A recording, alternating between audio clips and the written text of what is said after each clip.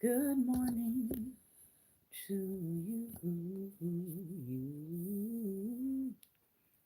Good morning. Good morning to you. Good morning. Good morning. Won't you share with a friend or two? Good morning. Good morning to you. You. Good morning. Good morning. Good morning to you. You. Good morning. Good morning. Good morning to you. You. Good morning. Good morning to you and many more. Good morning, good morning, and welcome, welcome, welcome to Daring Dialogues. I'm your host today, Shantae Charles. I do want to thank you, first of all, for your time and your attention. I want to thank those who have continued to show up. I want to thank those who are with us for the very first time. I want to thank those who have been supporters consistently of Daring Dialogues, our platform, our broadcast. Um, that's the We Dare Squad. Those are all of the people that contribute in a financial way to help us to do what we're doing, and also to help us to support both local and global efforts around the world. So I'm very, very thankful for that. And I want to just take a moment to recognize the work that people do behind the scenes, um, and the community building that happens behind the scenes. So today is Thinking Thursday. Can you believe we're already at Thursday this week? I feel like the week has sort of flown by, but we are here. And we're talking about forgiveness. That's what we've been working on for our book reading on Thursdays. The book is titled Failures of Forgiveness: What We Get Wrong and How to Do Better. I tell you, it has been very, very eye opening to read this book and to see some of the positions that I've always felt were true to actually be put into writing and into research. And I highly recommend this book by Dr. Maisha Cherry if you are struggling with forgiveness, if you're struggling with any aspect of forgiveness, and whether that has been somebody who just offended you or somebody who offended you in the past, whether that person is living or whether that person is no longer here. I feel like her work is so thorough in dealing with how do you walk through those processes. And today we're in chapter 6, which is entitled Home Improvement, and we're looking at her section called The Protection Problem when it comes to forgiveness and dealing with forgiveness in families. So I'm going to start reading because hopefully we want to end this chapter today, and hopefully we'll have some time to chop it up a little bit about this section of the reading. All right, the protection problem. Finally, the protection problem is concerned with making sure that forgiveness protects certain family members or the family's reputation in ways that can obscure wrongdoing and expose victims to future harms. Now, I don't know about you, but I think the protection problem is something that is pervasive in our society. This notion of trying to protect reputation, trying to protect the abuser from any sort of consequence, any sort of criticism, while at the same time, many victims have been exposed to future harm.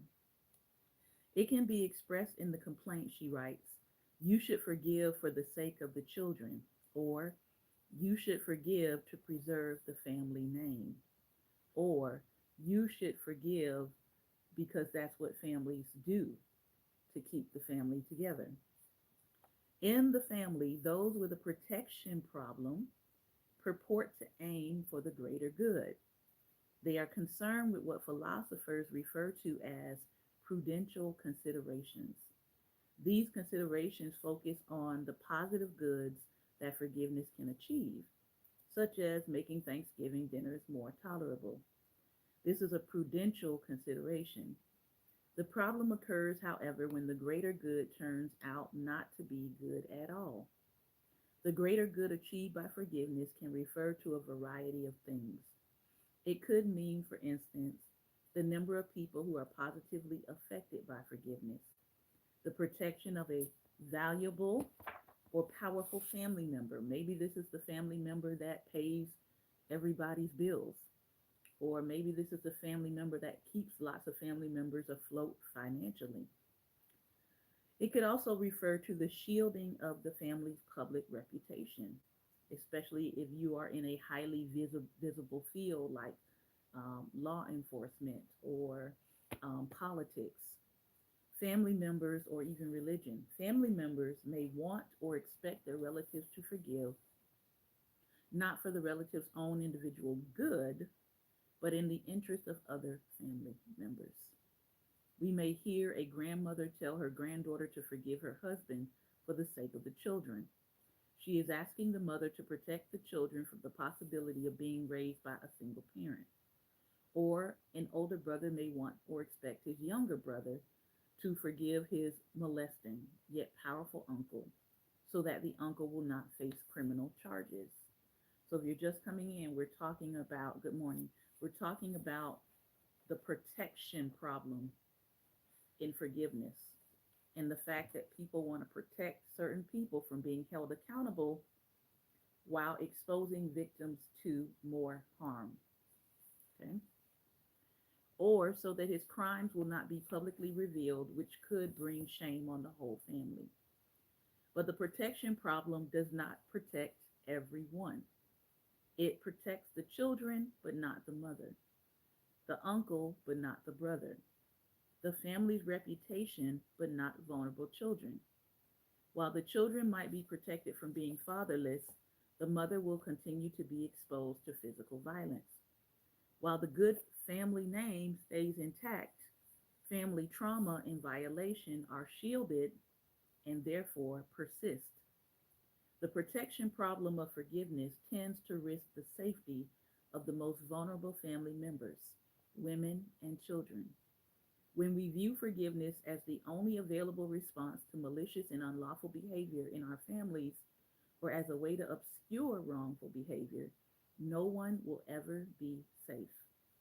The, the protection problem, to my mind, is the most egregious of family problems concerning forgiveness, as it involves significant corruption of family relationships.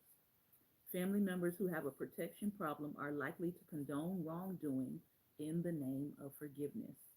Now, I literally have experienced that, and there are people right now that I am somewhat estranged from because they are condoning wrongdoing in the name of forgiveness.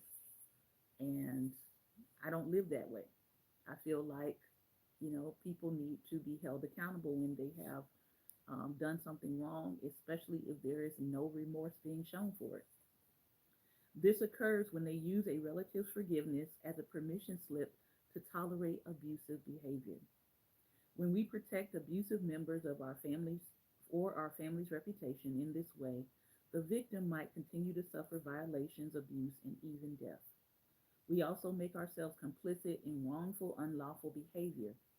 As the sociologist and peace activist Joseph Elder writes, interpersonal forgiveness is not accepting or tolerating injustice, nor is it forgetting, condoning, or excusing wrongdoing, or granting a legal pardon.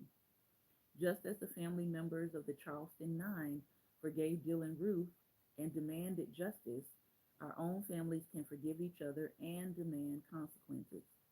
When we equate forgiveness with tolerating or excusing misconduct, we breed more trauma, which is antithetical to the basic idea that families should provide security to one another.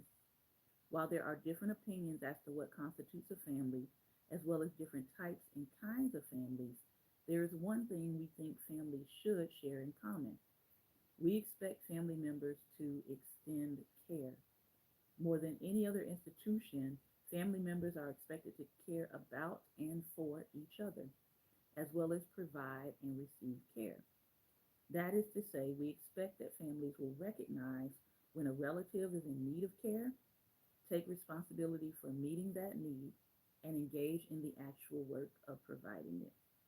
When a family fails to do so, we are all likely to think that something is out of order, missing, heartbreaking, or flat out wrong. This is precisely how I felt, the writer says, as I watched Yasujiro Ozu's 1953 groundbreaking film Tokyo Story for the first time. In addition to being a visual masterpiece, the film provides an emotionally powerful portrait of a family's relations and the family's changing nature. When two elderly parents visit their adult children in the big city, the children treat them not as revered guests, but as inconveniences. Even the grandchildren are indifferent to their visit. When one of the daughter's customers asks who they are, the daughter does not even acknowledge that they are her parents. She tells the customer that they are friends from the country. As the elderly parents begin their journey home, the matriarch gets sick on the train.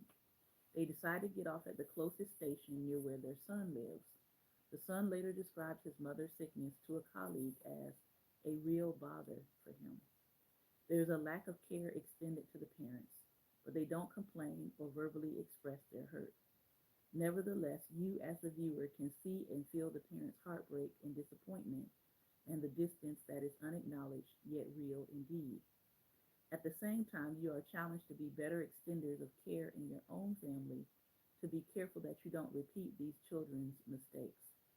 In essence, as Ozu exposes us to a tragic image of lack of care, he challenges us to be ever conscious of the need for care within the family. The emotional distance conveyed in the film strikes us because it is at odds with our understanding of the family as the paradigmatic example of care relations. When families adopt the protective problem, though they are choosing complicity and reputation at the expense of caring for victims. This is not to say that it is impossible to care in the wrong ways or for the wrong things. A grandmother may think that she is caring about and for her grandchildren when she advises the mother to protect the children by forgiving the spouse. In this case, the best way to escape the protective problem is to refrain from paternalist thinking, whereby we believe that we know what's best for our loved ones. We can provide better care by listening to victims and decentering ourselves. These are pathways to authentic familiar protection and care, not the fake selective kind that obscures conflict and creates long lasting trauma.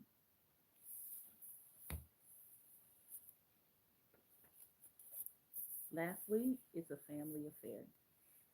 If you were to go on national television to discuss your family's problems with someone like Oprah, I'm sure you could share events and disappointments that would make audiences weep. And there are lots of details that you might omit, too, for fear of appearing to be petty. All of us have experienced hurt at the hands of our family, and we have almost certainly caused some pain ourselves. Many of us turn to forgiveness as a possible antidote. But forgiveness, like any powerful medicine, works only if it is applied properly. If we are reckless and imposing, our rush toward forgiveness can deepen wounds, which will fester long after the initial wrong. Often we impose our own views about forgiveness, how and when it should occur, what it should aim to achieve, not because we don't care, but because we either care for the wrong things and the wrong people or care in the wrong way. But we are not doomed to failure. Once we understand the problems that our expectations for forgiveness are motivated by, we can begin to do better. Next week, hopefully, We will continue with chapter 7, which talks about the business of forgiveness. So, what did you think about today's reading? Do you find yourself being on the side of trying to protect the person that's been wronged when it comes to forgiveness? Or do you find yourself operating in what's called the protection problem, where you are trying to mitigate the situation, save somebody's reputation, and ultimately sort of cover for the person who has done the wrong or the offending? Comment below if you are on YouTube and tell me what you think about this portion of the reading. Have you found yourself being a part of the protecting, or have you found yourself being the person in need of protection? Let me know in the comment section. I want to thank you for your time and attention for today's reading. This has been another episode of Daring Dialogues, and I've been your host today, Shantae Charles. If you want to join me for the talkback, we are over on Instagram, and you can meet us there in just a moment. Go to Instagram.com/Daring Dialogues, or if you have the app, just type in Daring Dialogues and find us there. I'll see you there. Take care, be well, and most importantly, be light. All right.